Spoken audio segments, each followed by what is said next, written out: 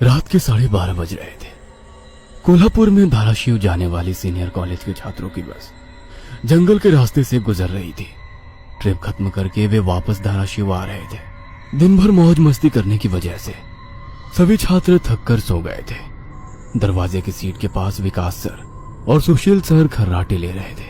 Bus driver विजय मामा भी नींद में बस चला रहे थे।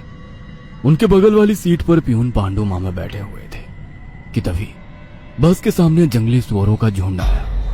विजय मामा ने बस जंगल में रोक दी। कुछ देर में जब रास्ता खाली हुआ तो बस फिर से चलने लगी। कुछ ही देर में विकास सर के पीछे ही दूसरी सीट पर बैठा श्याम नींद से जाग गया। श्याम की उम्र 21 साल थी। पढ़ाई में बहुत तेज था, लेकिन हमेशा अकेला रहने वाला। ना किसी से बनती थी, ना ही उसका कोई दोस्त था। वह दूसरी सीट पर अकेला बैठा हुआ था। सर, टॉयलेट जाना है। सर ने आधी आंखें खोलकर खिड़की से बाहर देखा। बस अभी भी जंगल में ही थी। थोड़ी देर बैठ जाओ, जब जंगल खत्म होगा तब मुझे उठा दो, मैं बस रोक दूंगा। वे बोले और फिर आंखें बंद कर सो गए। श्याम बस की खिड़की से बाहर देखने लगा और जंगल खत्म होने का इंतजार करने लगा। कुछ ही देर में जंगल खत्म हुआ और बस वीरान जगह पर आ गई। उसने विकास सर को जगा दिया और उन्होंने ड्राइवर से बस को रोकने के लिए कहा। जैसे ही बस रुकी, विकास सर बोले, किसी को टॉयलेट होना है तो अभी उतर जाओ, वरना बस सीधे धाराशिव जाकर ही रुकेगी। आवाज सुनकर पिछली सीट पर बैठा श्रीकांत नींद से जाग गया। विकास सर टॉर्च लेकर पहले बस से बाहर उतर गए।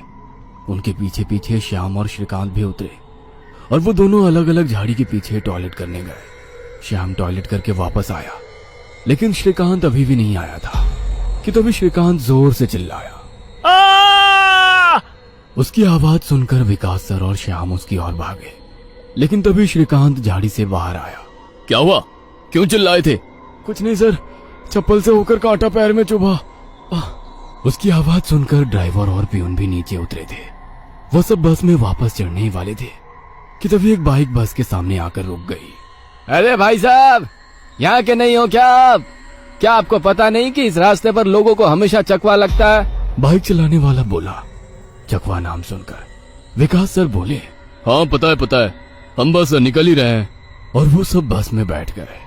सर, वो आदमी किस चकवे के बारे में बात कर रहा था? प्यून ने अगली सीट से ही मुड़कर विकास सर से पूछा। हिंदी में चकवा मतलब छलावा, छलावा मतलब भूत। कहते हैं जो लोग रात में सफर करते हुए मरते हैं, उनकी आत्मा छलावा बन जाती है। छलावा रात को सफर करते हुए यात्रियों को पकड़ लेता है और उन्हें अपने गंतव्य स्थल तक पहुंचने ही नहीं देता। वो बस उन्हें उसी जगह पर घुमाते रहता है। कितना भी भाग लो या फिर गाड़ी तेज भगाओ, आप उसी जगह पर आ पहुंच जाओगे जहां आपको छलावा ने पकड़ लिया था। या फिर वो लोग रास्ते से भटक जाएंगे और उस जगह पहुंच जाएंगे जहां पर छलावा उन्हें ले जाना चाहता है। विकास सर ने बताया। इसके बाद ड्राइवर बोला, और यात्री रात भर उसी जगह पर बार बार घूमते हैं। वो तब तक रास्ता भटकते हैं जब तक सूरज ना उगे। जैसे ही सूरज उगता है, उनकी ताकत कम हो जाती है। मेरे कुछ ड्राइवर दोस्त हैं, उनको भी छलावे ने पकड़ लिया था। कहते हैं छलावा बस उन्हीं यात्रियों को पकड़ता है जो थके हुए होते हैं, क्योंकि उन पर हावी होना बहुत आसान होता है ना। फिर तो छलावा बहुत ही खतरनाक है। प्यून घबराते हुए बोला। अरे कुछ खतरनाक वतरनाक नहीं है, ये सब अंधविश्वास है।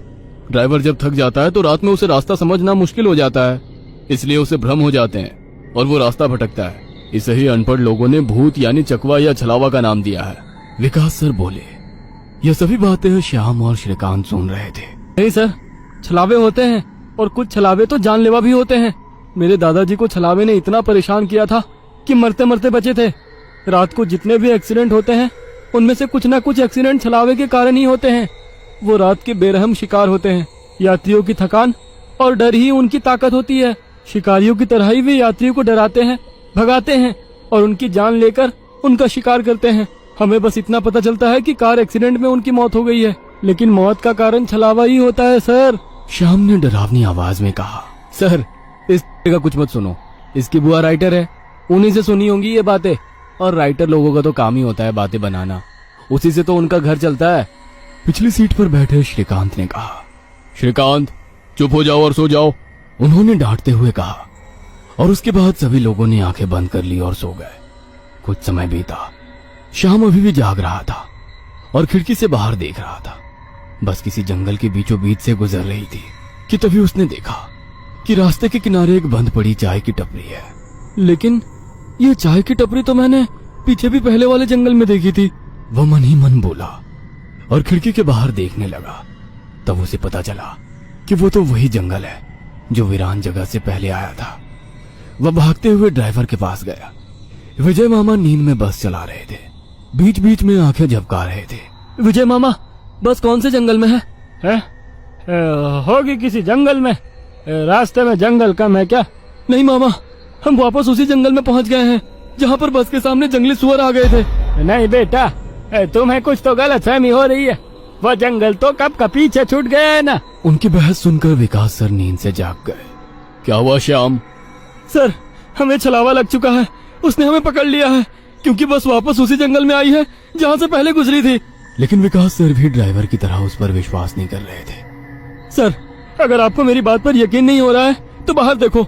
अभी कुछ देर रास्ते के किनारे एक ट्रक दिखाई देगा जो एक्सीडेंट में पलटी हो चुका है। और कुछ ही देर में रास्ते के किनारे सभी को पलटी हुई ट्रक दिखाई दी। ये देखकर सभी हैरान हो गए थे। ड्राइवर ने भी मान लिया कि श्याम सच बोल रहा है कि तभी जंगल खत्म हो गया और बस वही सुनसान वीरान जगह पर पहुंच गई जहां पर वो कुछ देर पहले टॉयलेट करने के लिए रोक दी गई थी। ये देखकर सभी की आंखें फटी की फटी रह गई थी। विकास सर की तो बत्ती ही गोल हो गई थी। श्रीकांत पिछले सीट से आगे आ चुका था। सबके चेहरे का रंग उड़ गया था। बस अभी भी रास्ते पर चल रही थी।